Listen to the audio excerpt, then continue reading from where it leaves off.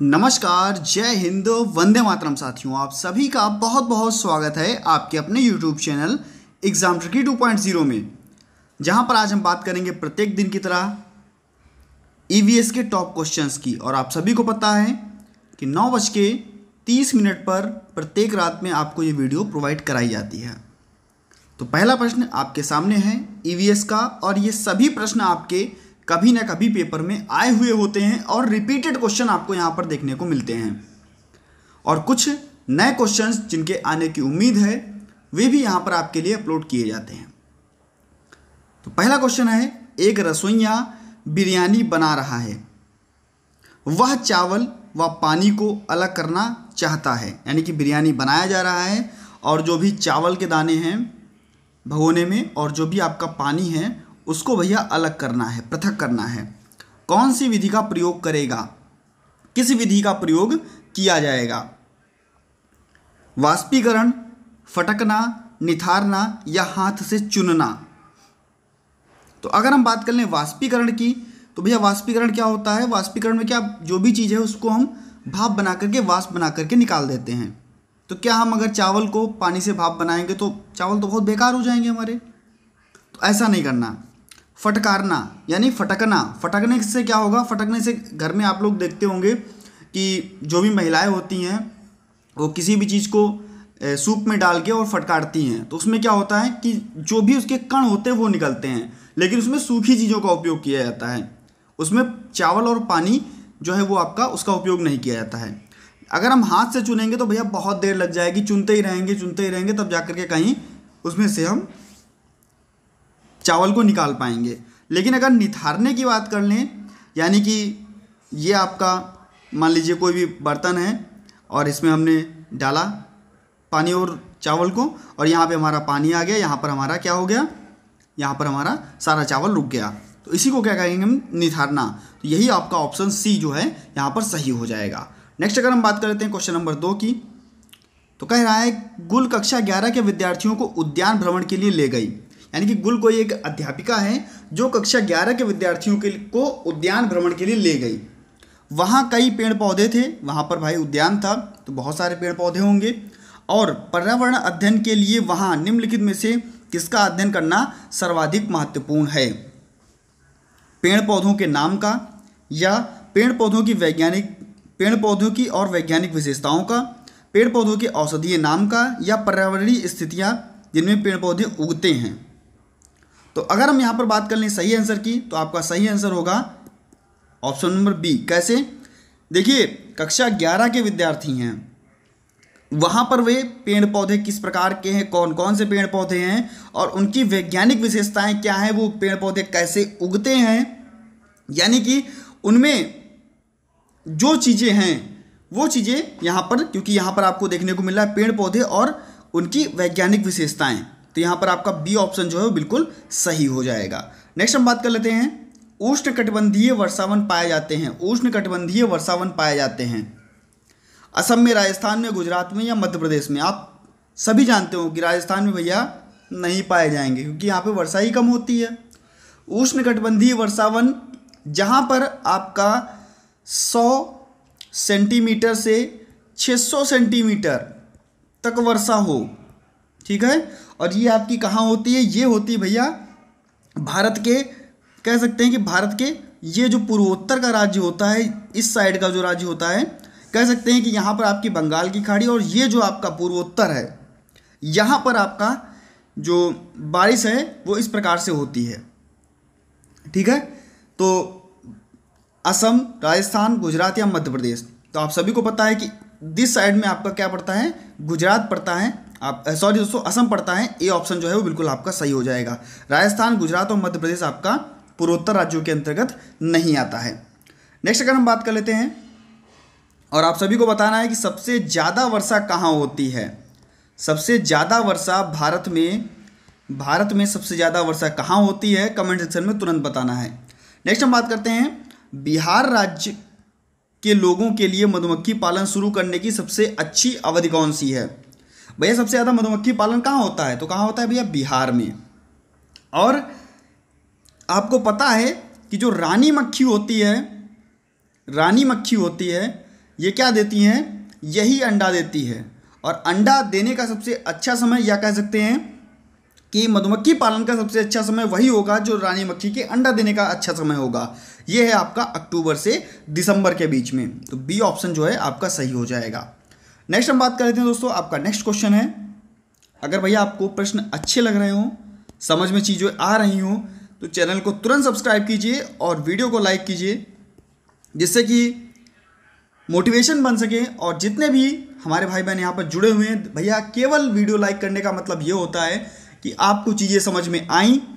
नहीं लाइक करना है तो आप कमेंट सेक्शन में बता दीजिए सर समझ में आया, लेकिन कुछ ना कुछ करके ज़रूर बताइए, जिससे कि आगे की जो वीडियोस बनती हैं उसके लिए दोस्तों प्रोत्साहन मिले।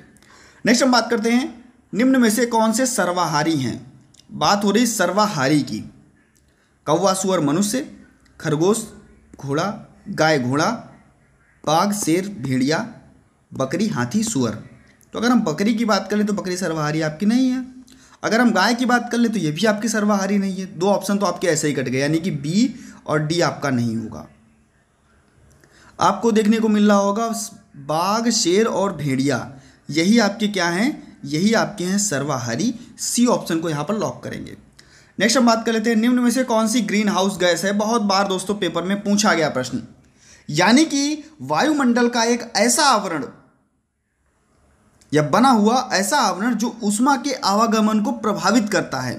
वायुमंडल में एक ऐसा आवरण बना हुआ है जो ऊष्मा है उसके आवागमन को प्रभावित करता है।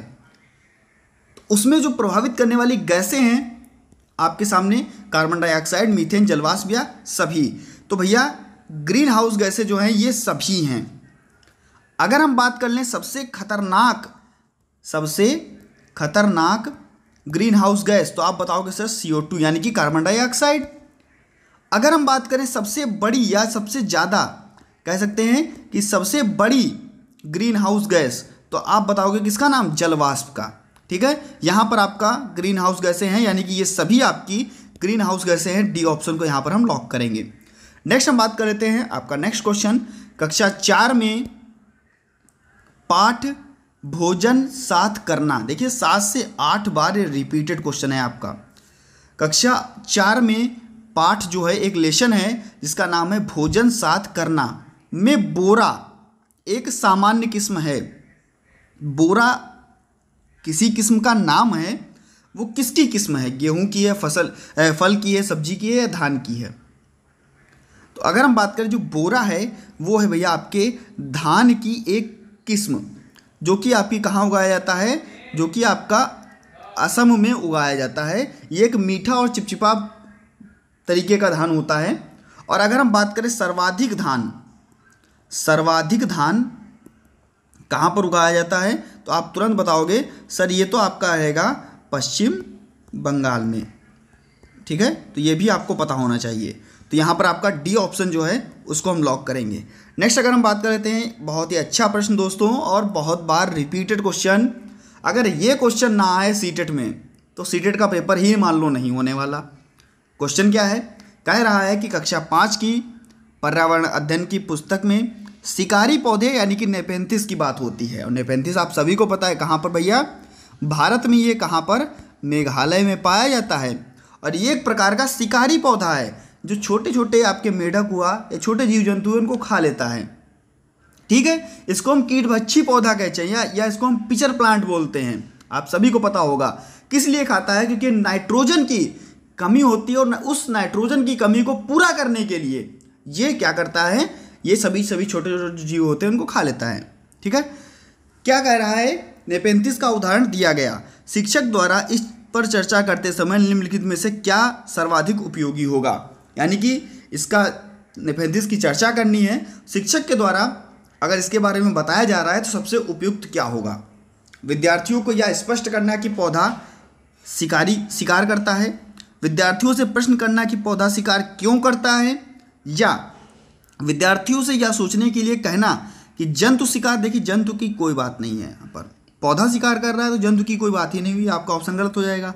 विद्यार्थियों से कारण खोजने के लिए कहना और पौधे शिकार क्यों करते हैं, पौधे शिकार क्यों करता है, यानी कि यहाँ पर आपका पौधा शिकार क्यों करता है ये कारण खोजने के लिए कहना। ऑप्शन क्यों क्या होगा?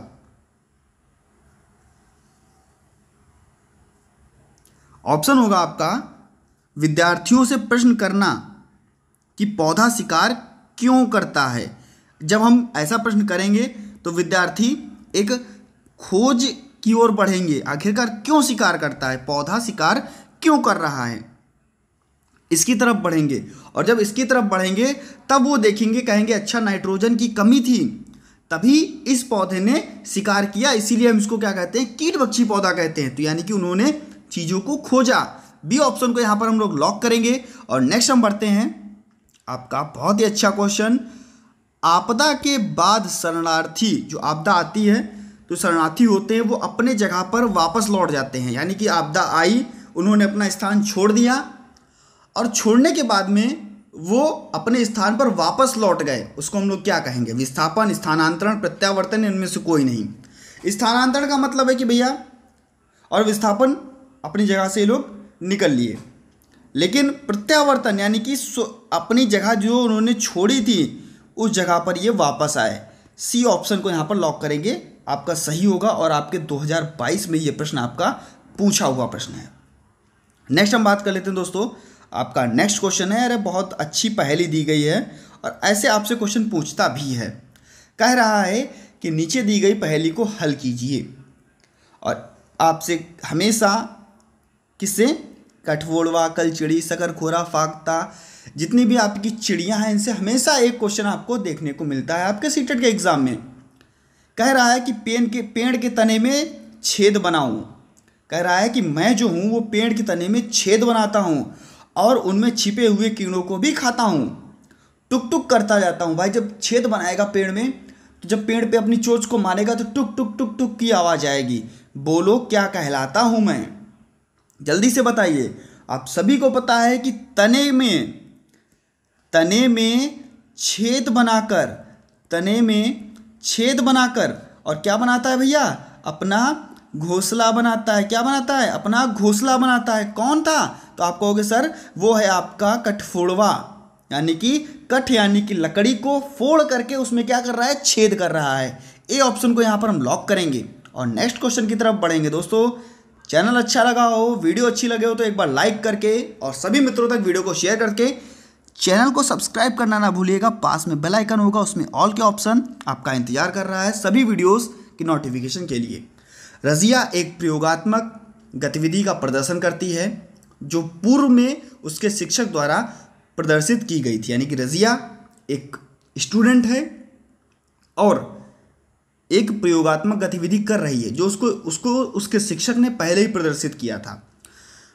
वह एक गलती करती है। उसने क्या की, एक गलती की। उसके शिक्षक रोशन ने निम्नलिखित में से क्या करना चाहिए, यानी कि जब रज़िया ने गलती कर दी है तो अब उसका जो शिक्षक है उसका नाम क्या है, रोशन है, उसको क्या करना चाहिए।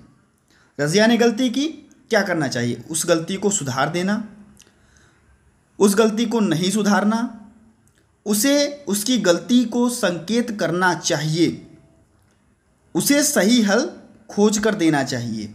देखिए क्या कह रहा है, गलती को भी संकेत कर रहा है और शिक्षक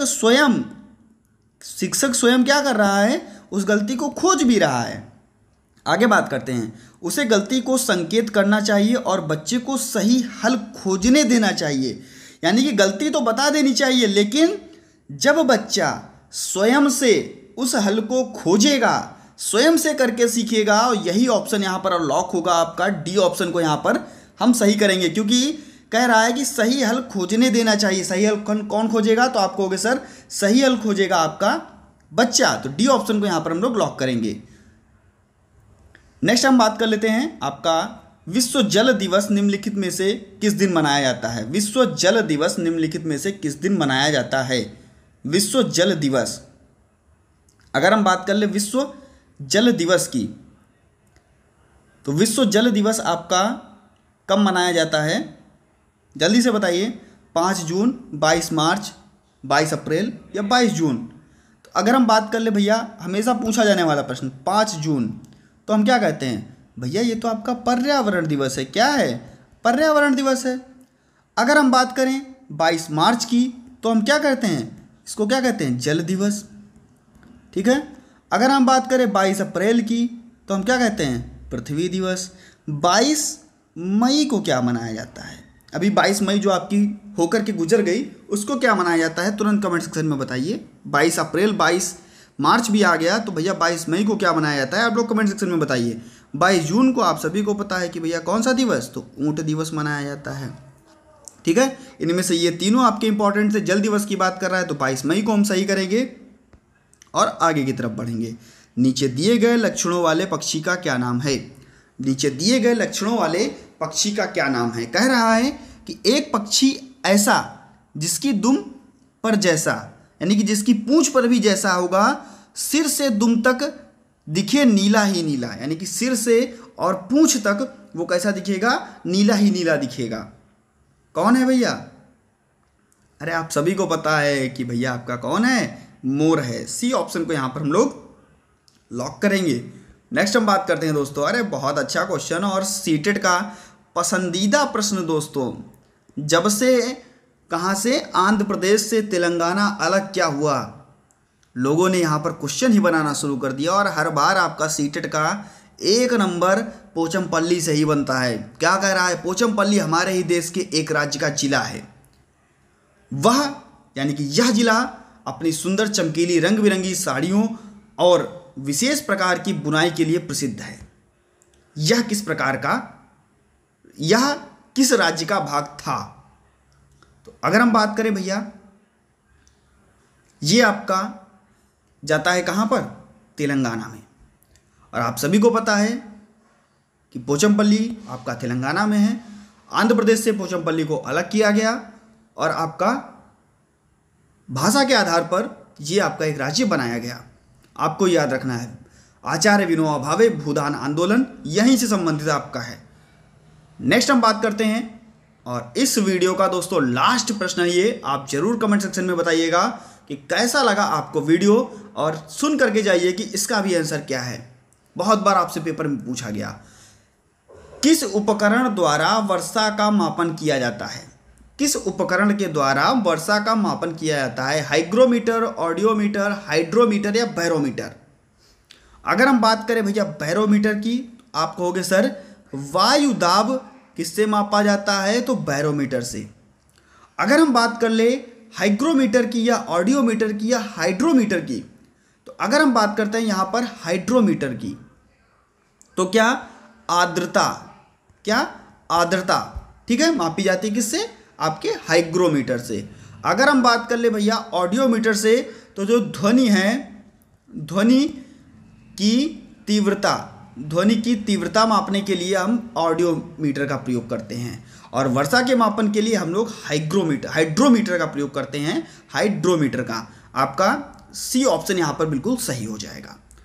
कैसा लगा आपको वीडियो जरूर बताइएगा। मिलता हूं दोस्तों नेक्स्ट वीडियो में नई जानकारी के साथ। बने रहिएगा आपके अपने चैनल एग्जाम ट्रिकी 2.0 तक।